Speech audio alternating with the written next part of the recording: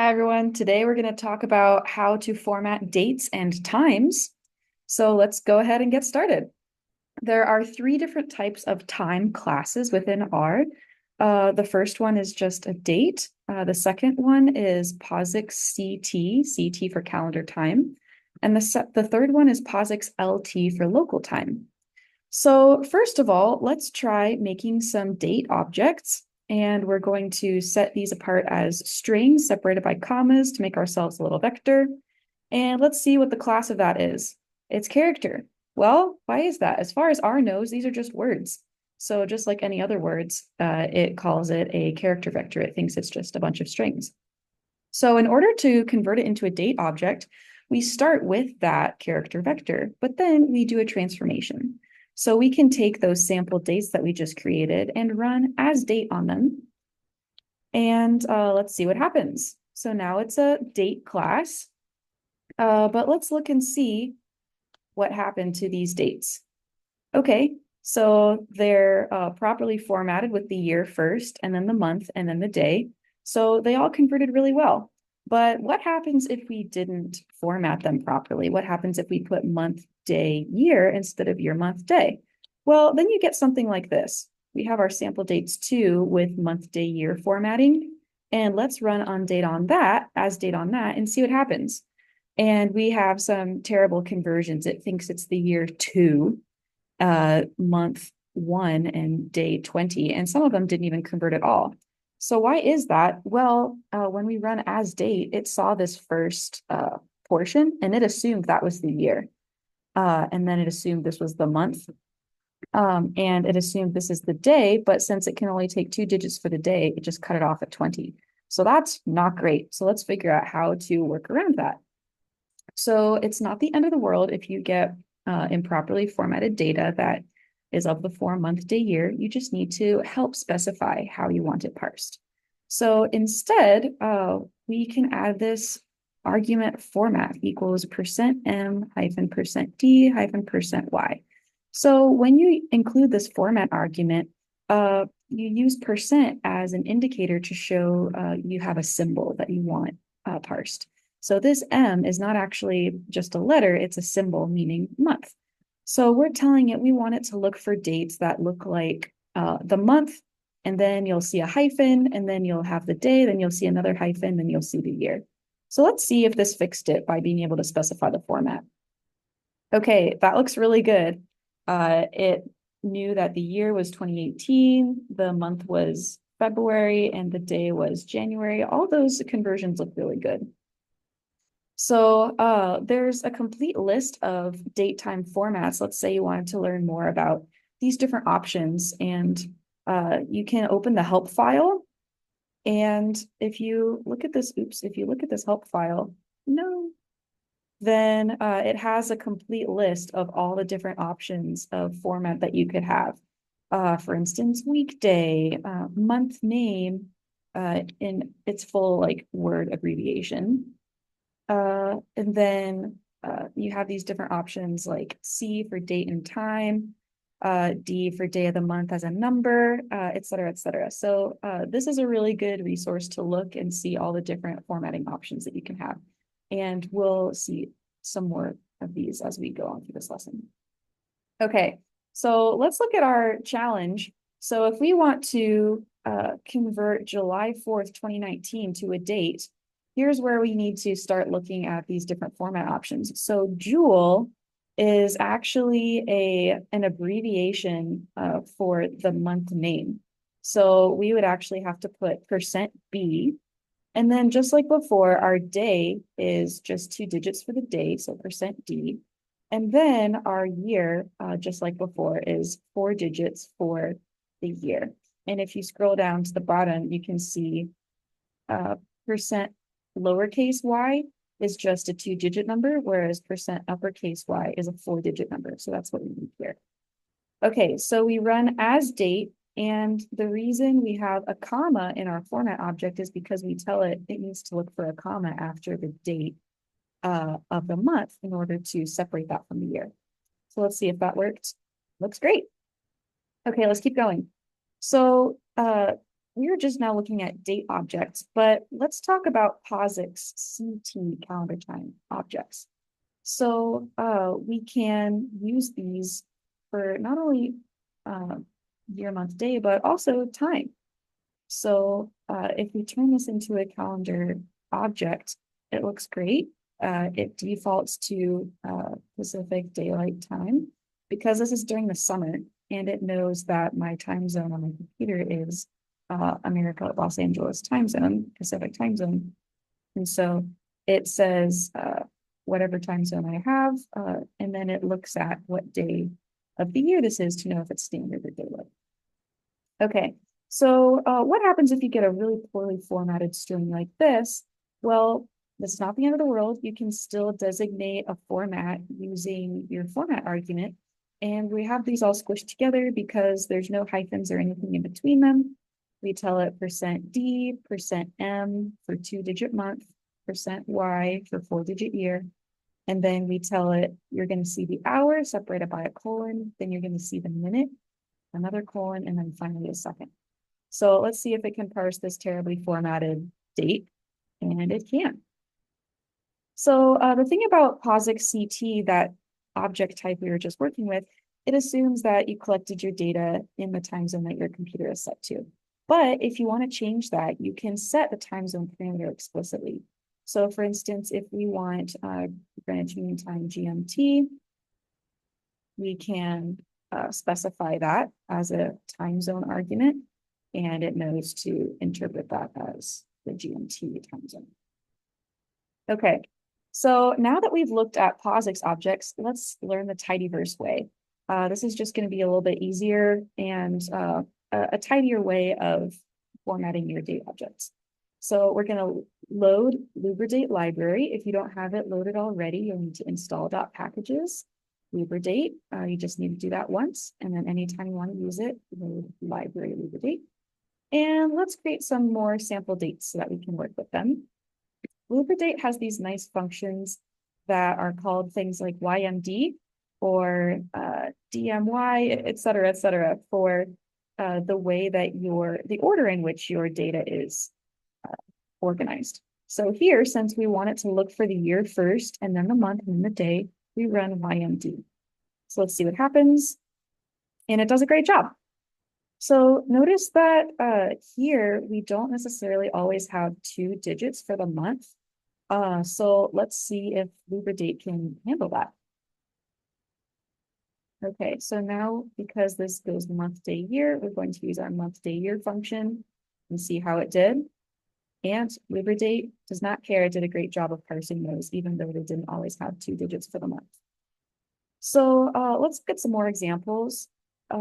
It doesn't care if it's a slash or a hyphen. It still is able to interpret and convert those formats. We can use your month day on this one as well. It does a great job. And now here, this one, remember when we had abbreviation of month as a word? Before, we needed to specify the format using %B or %lowercase b as the case may be. But for this case, since we're using Lubridate, it automatically can handle that without needing to specify the format argument. Let's see if it can even handle this thing with no spaces and no hyphens between it, just by knowing it's looking for the day first and then the month and the year. It worked. So Lubridate is a very powerful tool that can help you format date objects. So now let's look at time zones.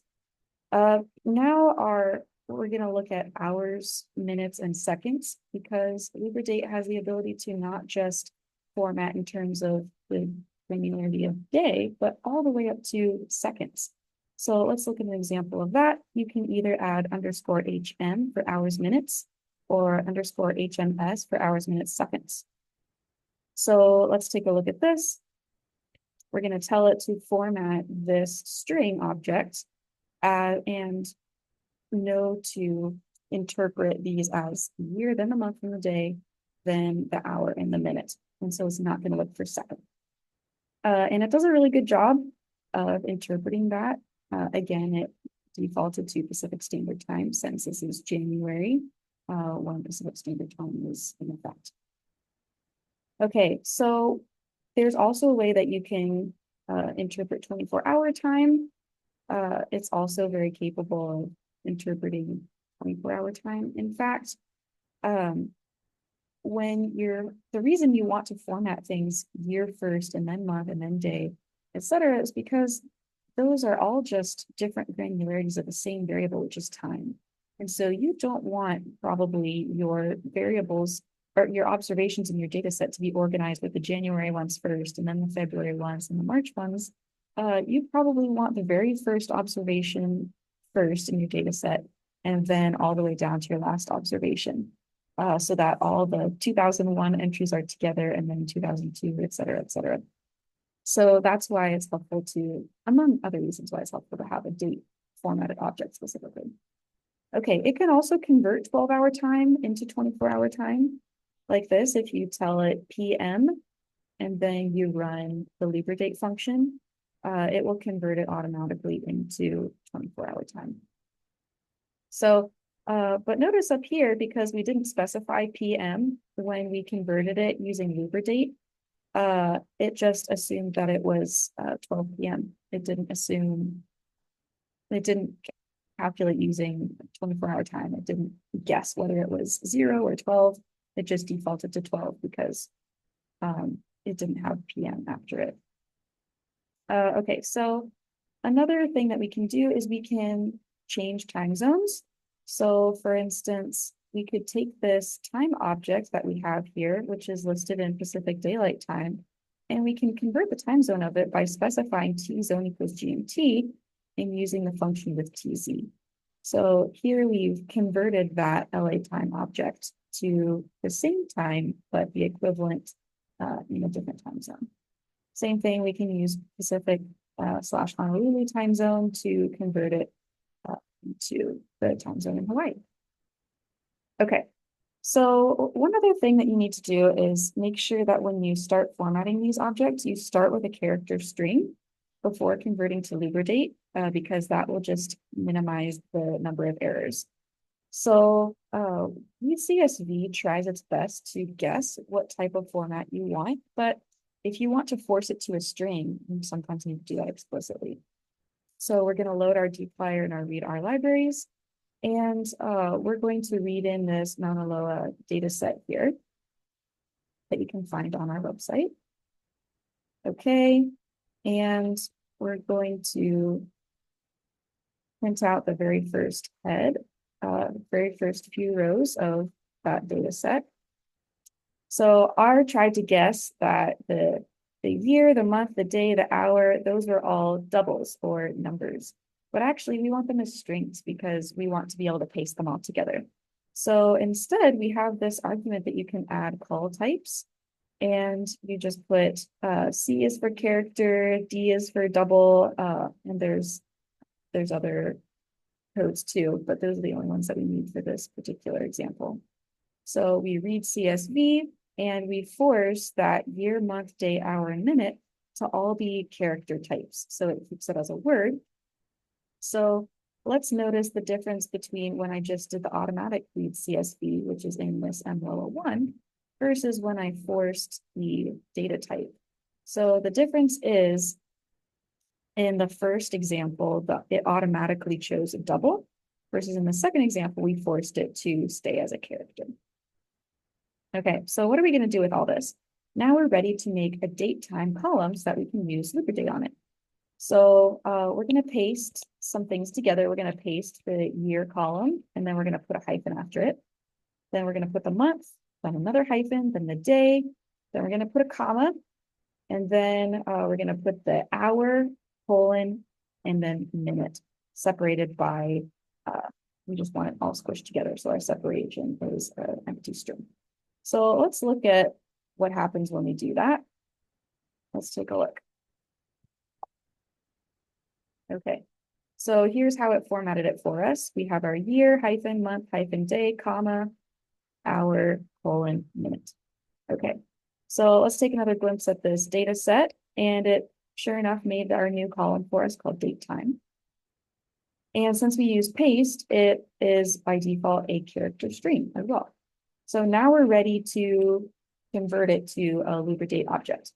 There's three options for how to progress from here. We can convert it to POSIX CT in local time zone. So I want to show you this method first, which is you can use as date time, this function, but there is a trick to this, which is kind of dangerous. I'll show you what happens if we don't do this first. So we're just going to run this part, not formatted at all. So what happened? There were 85,886 rows that totally failed. So why is that? Well, let's take a look at the first few rows of MLOA 2 date time test compared to the first few rows of MLOA 2 date time. And let's see what happened. So this was a total fail. Our date time test thought we were in the year 2020 instead of the year 2001. And it made up seconds, even though we didn't have data for seconds. And there's a whole lot of stuff that's going wrong as well. So what happened is it assumed that it knew what format it was, but that was not correct. So it thought that just these first two, because it was expecting to see seconds as well, it thought that the first two digits were the last two digits of year. So it assumed, oh, the year 20, I know what that is. It's the year 2020. And then it took these next two digits and thought that was the month. This next digit thought that was the day. And then it filled in these seconds from the minutes improperly. So this is a big problem. So instead, to make sure it formats correctly, that's why we added this object to make sure that it knows to look for year separated by hyphen, then month separated by hyphen, then day, comma, H:(M). So we tell it not to look for seconds at all. So let's see what happens now if we run this. Okay. So now we're doing better. Only 60 failed to parse, and we'll look at why that is in a few minutes. But let's look at date time compared to date time test. And this looks really good. It looks a lot better. Our hours and minutes properly parsed into the correct hours and minutes, and it didn't make up data about seconds. So that's good. Okay, so here's why 60 failed to parse. So right now, this Mauna Loa data set is from the Honolulu time zone. So it's not actually from this America Los Angeles time zone that we put in here. So you always want to make sure that you know the time zone that your data is from. So I'll show you why did these specific 60 fail to parse? Well, let's ask Google when daylight savings started, and it was April 1st, 2001. So if in our America Los Angeles time zone, it's expecting a daylight savings, which would have skipped over that hour from 2 a.m. to 3 a.m. However, in Honolulu, that time zone does not observe daylight savings. So it got confused when it saw these data points that were in that hour that is supposedly non-existent if we were in America Los Angeles time zone. So actually, if we use the Pacific Honolulu time zone, everything will work out great. So let's do that instead, just to show you. And we got no warning, all the times parsed correctly. Okay, so instead, this was kind of dangerous because we had to specify the format when we used as date time. So instead, we have an option of using the handy YMD_HM type of functions from Lubridate because it automatically knows to expect that format of data without specifying it specifically. So this also parsed. We didn't get those warning messages, so we know that's on a good track. Or alternatively, you can wrap it in as a character, and it has the same effect. So when we run TZ, we ask, what's the time zone of MLOA date time? It tells us it's Pacific Honolulu. So that's the way to extract information back from your datetime objects. So what if you want to extract other types of data from your Lubridate object? Well, there are these functions that specifically allow you to grab the month, the day, the year, the minute, the second, etc. So we can ask, hey, what's the month of this MLOA2 datetime object? And we can look at a table to see a summary of what month all these different data points were observed in. And here our month names go from 1 to 12, and we have tens of thousands of data points for each month. So what if we wanted that to be a little bit more readable? Well, we can use the argument label equals true, which will name them as actual month names, and then abbreviation equals true to shorten those names. So let's take a look at that. And it's the same data as before, except now instead of the months being labeled 1 to 12, they labeled January through December. Okay, so let's say that you want to check for whether your data is on daylight savings time on any given observation. Well, you can run the DST function. So if we run it on just this one object, for instance, 2001 January 1st in HST, it says, nope, that was not on daylight savings time. So if you run it on the whole entire column, what happens is it returns a Boolean vector of the whole entire data set for with one element per observation. So it's going to be the exact same length as the number of rows in your data set. Okay, so let's see if we can figure out whether this April 5th data set in Los Angeles was on daylight savings time. So it agrees that PDT, Pacific Daylight Time, is on daylight savings time. So that's a good sign. Another function that I want to make sure that you're aware of is this with TZ. So like we mentioned before, you can convert this Pacific Daylight Time data point with the function with TZ by specifying what you want it to convert to. So we'll run it on, convert it to GMT and run DST. And then finally, let's convert it to Pacific Honolulu time and run daylight savings time. So even though in California, there was daylight savings time at that particular time, remember how we said in Hawaii, they don't observe daylight savings time. So that's why Lubridate already knows all this stuff. It knows all the dates for all the time zones so that it can know what dates have daylight savings time and which ones don't. Okay, so that was a whirlwind tour of how to use Lubridate, and hopefully gives you some helpful strategies for formatting and checking to make sure that your data is parsed correctly. And we'll continue talking about this on Thursday. See you then.